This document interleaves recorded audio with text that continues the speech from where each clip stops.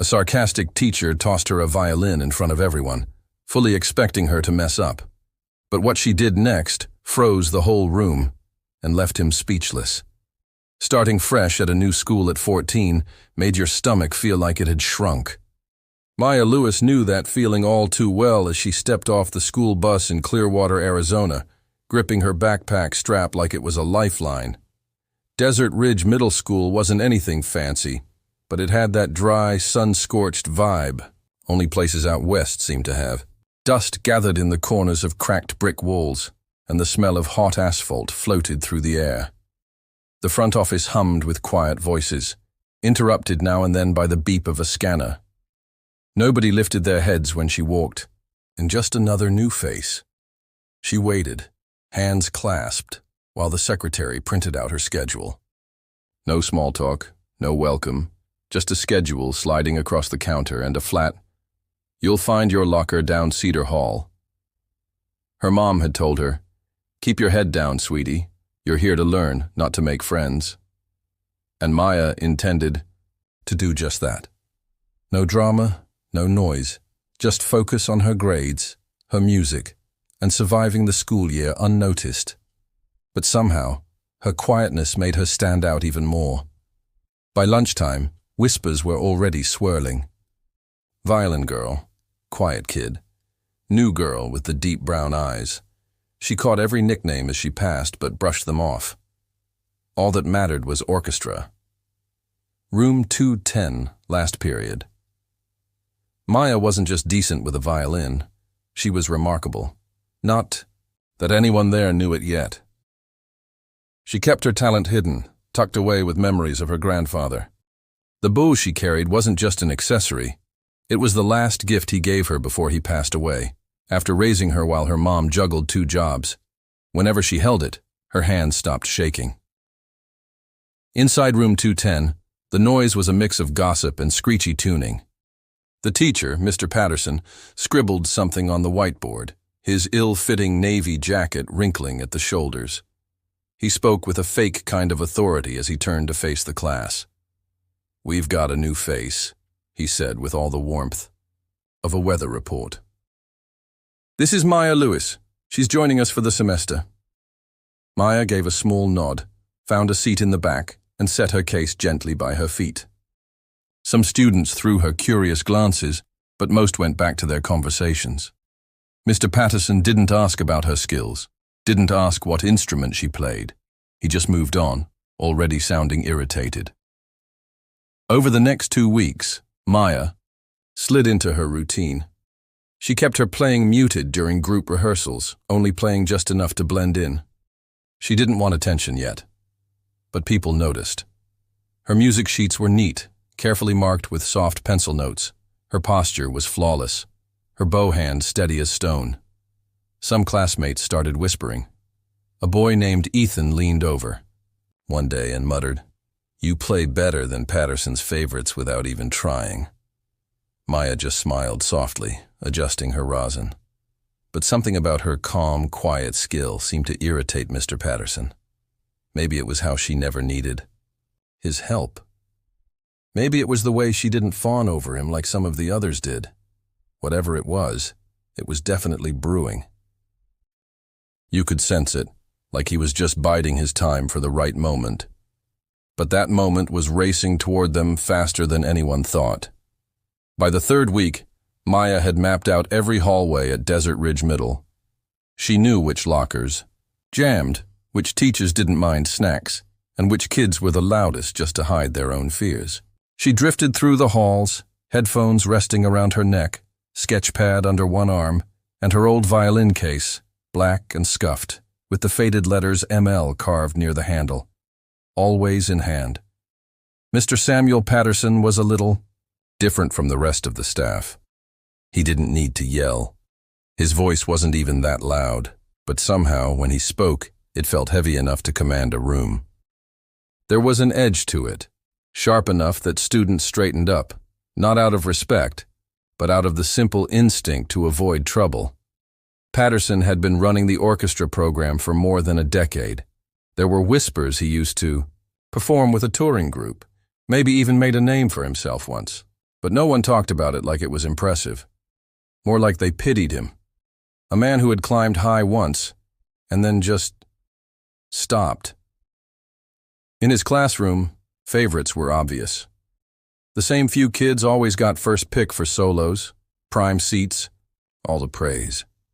Mostly kids whose families were deeply tied to the school, the ones who showed up for every concert. Everyone else? Just background noise. Maya knew exactly where she fit, silent, invisible, and she liked it that way, at least until one Monday afternoon. They were running through a Mozart string ensemble, and Patterson was in one of his darker moods. When a cello player forgot their sheet music, he slammed a spare copy onto their stand with a cutting, "Try not to waste everyone's afternoon." Maya watched from the sidelines. Patterson's gaze swept the room, hopping from face to face. Then he paused. "Maya." She looked up, fingers still resting lightly on her bow. "You've been flying under the radar," he said. "Too much." A few kids chuckled under their breath. "You've had nearly a month. Time we hear what you've got." Her chest tightened, not from nerves, but something heavier. She hadn't planned for a solo. Not today. Not in front of this group. Not under his smirking gaze.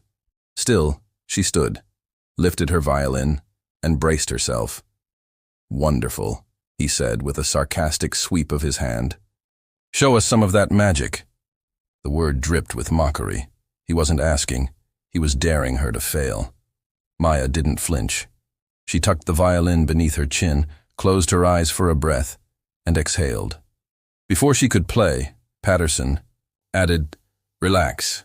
We won't laugh too loudly." A few snickers rippled across the room, small and cruel. Maya opened her eyes. She didn't glance at him. She didn't glance at anyone. She let one note fall from the strings, then another. A slow, aching melody, one most of them wouldn't even recognize. It wasn't flashy. It wasn't loud. It was pure, precise, alive. Her bow moved like it was breathing. The room shifted, but Patterson stood stone still, arms crossed, jaw tightening. You could almost hear the questions swirling in his mind. Where did she learn that? Who does she think she is? Maya didn't stop. Her fingers flowed effortlessly across the strings, lifting the room higher with every note. No one dared to make a sound, not even the chosen few. When she finally lowered her bow, the silence hung thick, almost tangible. She rested her violin on her lap, calm and steady. Patterson said nothing. Someone near the back muttered, "Whoa." Maya sat back down as if nothing had happened, but everyone knew something had shifted. Still, Patterson wasn't the kind of man to let a moment like that slide. The next day, the classroom air felt different.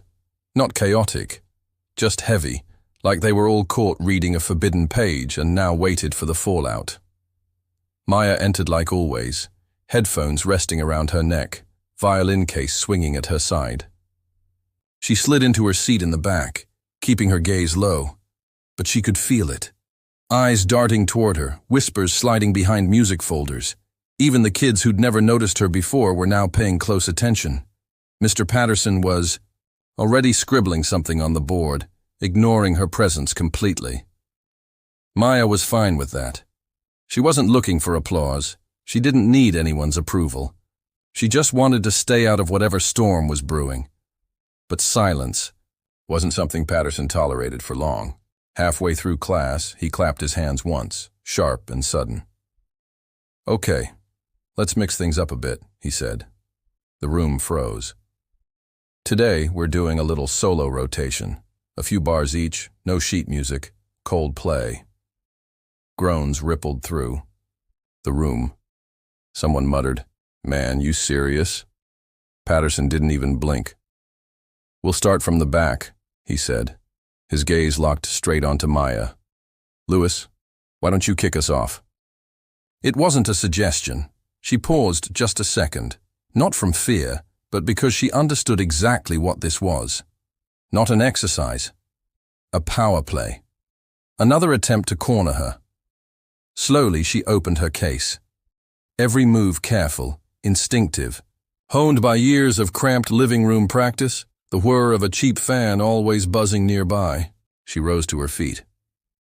Before she could lift her instrument, Patterson chuckled under his breath, just loud enough for everyone to hear. Let's hope yesterday wasn't a one-time miracle. This time, the laughter was nervous. Some students looked away. Some stared at her, waiting to see if she would break. Maya didn't flinch. She didn't respond. She played.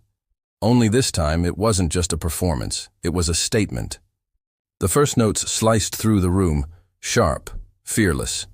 She chose a piece from Merrow's compositions, not simple, not sweet. It was bold, fast, complicated.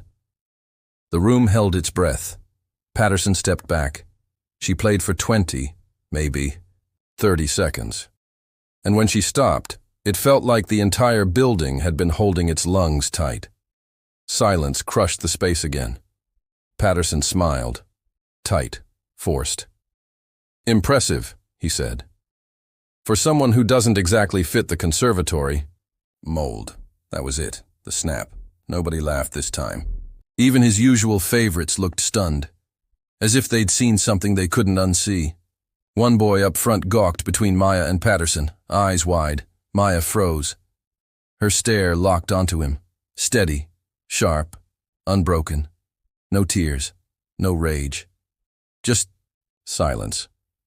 Patterson carried on, like he hadn't said anything at all. Next up, Ethan. Ethan didn't move. His hands trembled faintly on his cello. From 2 seats over, a girl whispered, "That was messed up." Maya sank back into her seat slowly, laying her violin across her lap, her fingers still wrapped tight around the bow. Her heart wasn't racing. It was steady, loud, like a drummer keeping perfect time. That afternoon, she didn't go to her next class. Instead, she walked straight to the counselor's office, not to report Patterson, not to say a word about what happened. She simply asked, "Are there any music clubs outside of school I can join?" The counselor, a woman named Ms. Elena Brooks, tilted her head slightly. "You're the one who played yesterday, right?" Maya hesitated, then gave a small nod. "You shook up the entire music wing," Ms. Brooks said with a hint of a smile. "I had 2 teachers come by asking about you." Maya looked down, fingering the strap of her backpack. "I just want a space to play, without it turning into something else." Ms. Brooks studied her for a moment, then pulled a colorful flyer from her drawer. "There's a youth ensemble downtown Saturday mornings. They don't care about your background, only about your sound." Maya accepted the flyer silently and slipped out. But news traveled fast in a small school, and this time it was marching straight through the front doors. By Thursday, the whispers had grown legs. They paced the cafeteria, crept down hallways, and drifted into classrooms that had nothing to do with music. Teachers didn't speak about it out loud, but you could feel it, the way they glanced at Maya now, less dismissive, more curious. Trying to match the rumors to the quiet girl they barely noticed before. Mr. Patterson, though, acted like none of it mattered. Same stiff posture, same stale jokes, same biting comments, like he was holding himself upright with pride instead of a real backbone. But students weren't laughing anymore. They watched him now, and they watched Maya. Friday arrived faster than she expected. Final period, orchestra. Maya thought about skipping. She even made it halfway to the front office. Before turning around, she wasn't afraid. She just didn't want to give him another chance to turn her music into a weapon. Still, she entered, found her seat, and waited, violin case resting against her leg. The air was thick with anticipation. Even the usual class clowns sat straighter, silent, watching. Patterson cleared his throat. "Before we jump into rehearsal," he said, "I want to give one of our students a chance to really shine." He didn't name her. He didn't have to. Maya looked up slowly. He nodded at her like he was offering a prize. Lewis, would you honor us with a performance of your choice? Every head in the room turned toward her. The silence was heavy. She rose, lifting her violin carefully, and took a few steps forward. No pressure, Patterson added, smirking slightly. We're just curious what kind of training you've had. Maya knew exactly what this was. One last shot to cage her. Either she'd fold under the weight of it or soar and leave him small beneath her feet. She chose to think about none of it. She closed her eyes and thought of her grandfather's house on Fairview Street, the radio buzzing low, her tiny hands pressing down on strings until her fingertips ached.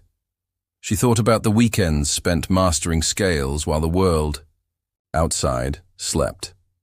About the competitions where no one expected anything until the first note filled the room.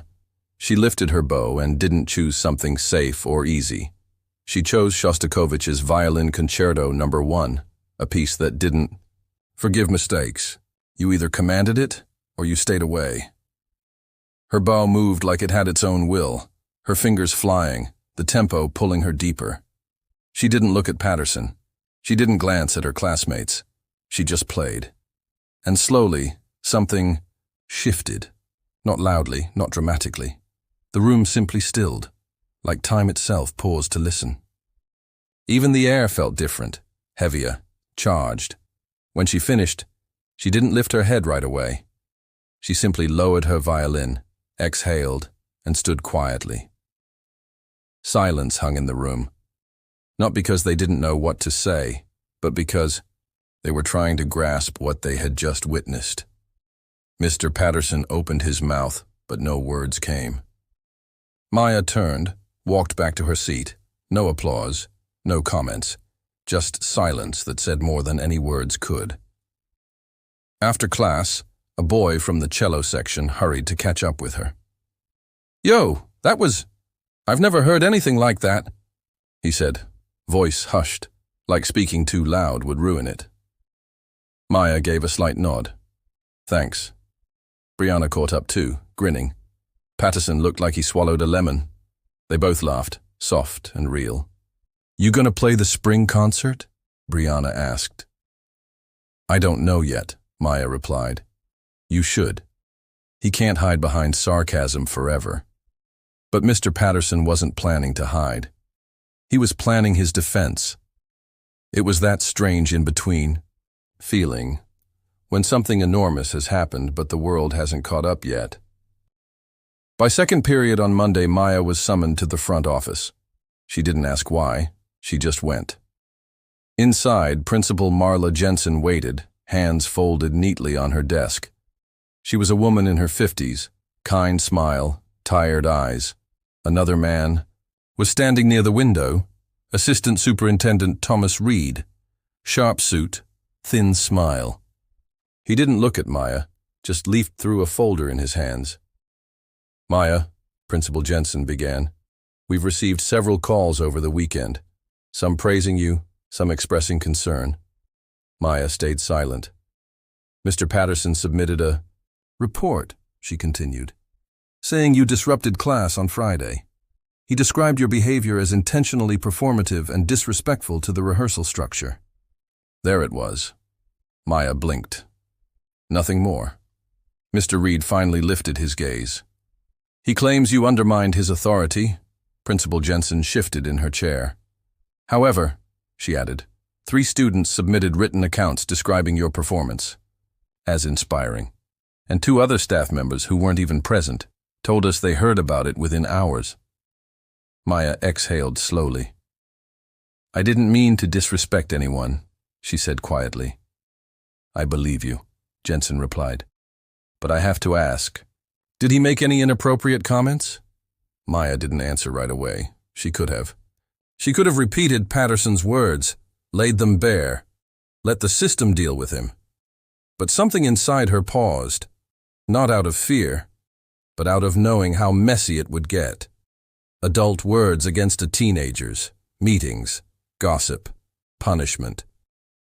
Wrapped up in procedure. "I just want to play," she said, barely above a whisper. That's all she ever wanted. Jensen nodded, slow and understanding. You'll still be allowed to participate in class and upcoming performances. If you ever feel uncomfortable again, I want you to come straight here." Reed didn't say a word. He simply closed the folder, stood, and walked out without a glance. Back, in class, everything felt altered. Mr. Patterson didn't call on Maya, didn't say her name, barely even glanced her way. The tension was gone, but in its place was a cold, heavy absence. He acted like she wasn't there. But the students? They saw it all, and they didn't forget. More kids started approaching Maya. "Where'd you learn to play like that? Can you show me sometime? You joining any music programs after school?" Even Patterson's favorite students seemed to drift away, still following the lessons, but their attention no longer glued to him. Then, that Thursday, something unexpected happened. Maya was gathering her books at her locker when Ms. Elena Brooks, the counselor, walked up. "You free after school?" Maya nodded. "There's someone I think you should meet." Later that afternoon, in a quiet corner of the music wing, Ms. Brooks introduced her to Ms. Lydia Rowe, director of the Clearwater Youth Ensemble. Ms. Rowe looked like she belonged in a concert hall, elegant without being stiff, sharp-eyed. "But kind. I've heard about you," she said, grinning slightly. "The way folks talk, you'd think you stepped on stage with fire trailing from your hands." Maya smiled, just a little. Rowe leaned closer. "We've got an opening for our spring showcase. You'd be the youngest soloist we've had in 5 years. I want you in." Maya hesitated. "What if my school finds out?" "They probably will," Rowe said simply. "But they won't be able to stop you." That night, Maya practiced harder than she had in months. Her grandfather's bow felt solid, steady, as if it already knew the road ahead. But Clearwater Middle wasn't finished with her yet, and neither was Mr. Patterson. Not completely. By the second week of March, the school felt split, not openly hostile, just divided. Some students started watching Maya with something close to admiration. By second period on Monday, Maya was called to the front office. "He says you undermined his authority." Jensen shifted slightly. "But 3 other students submitted written statements praising your performance, and 2 staff members, who weren't even present, said they heard about it within hours." Maya breathed out slowly. "I didn't mean any disrespect," she said quietly. "I believe you," Jensen replied. "But I have to ask, did he say anything inappropriate?" Maya paused. "I just want to play," she said softly. Jensen nodded. "You'll continue in class and performances. If you ever feel uncomfortable again, come straight to me." On Thursday, as Maya packed up at her locker, Ms. Brooks approached. "You free after school?" Maya nodded. "There's someone I want you to meet." That afternoon, in a quiet rehearsal room, Ms. Brooks introduced her to Ms. Lydia Rowe, the director of the Clearwater Youth Ensemble. Ms. Rowe carried herself with an effortless kind of grace, elegant but approachable. "I've heard about you," Rowe said, smiling warmly. "From the way people talk, you'd think you walked into the room carrying fire." Maya smiled faintly. Rowe leaned closer. "We've got an open solo spot for the spring showcase. You'd be the youngest soloist we've had in years. We want you." Maya hesitated. "What if my school finds out?" Rowe shrugged, unbothered. "They probably will, but they can't stop you." Principal Jensen made an announcement over the intercom. Calm, neutral tone. "There will be a student forum this Friday in the library after school to discuss equity and creating respectful environments. Participation is voluntary. No names mentioned, no accusations. But everyone knew what it was about. Mr. Patterson didn't show up that day. A substitute teacher arrived instead, looking confused and overwhelmed. He announced that Patterson had taken personal leave. The students exchanged glances but said nothing. Maya didn't react. She just tuned her violin. The forum came quickly, her hands folded in her lap, fingers twitching softly, like tracing invisible scales. Finally, someone asked, "Can the student this is about speak?" The room turned. Maya stood. She didn't take the mic. She just spoke. "I didn't want to be a lesson," she said. "I came here to learn. I didn't ask to be singled out. I just played when I was asked." Silence. And when someone tells you without words or with them that you don't belong, you feel it. Even when you know you do.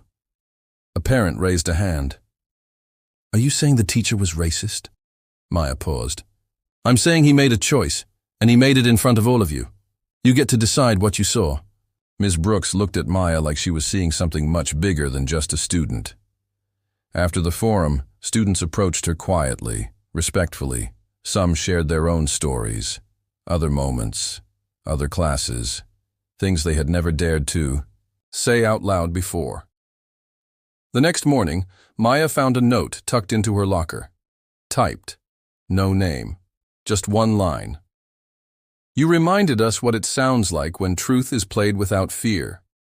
That night, Ms. Rowe called to confirm Maya's solo. April 22nd, downtown. Meanwhile, Clearwater Middle launched an internal review. They didn't call it an investigation, but that's what it was. Teachers were asked to reflect on their classroom practices.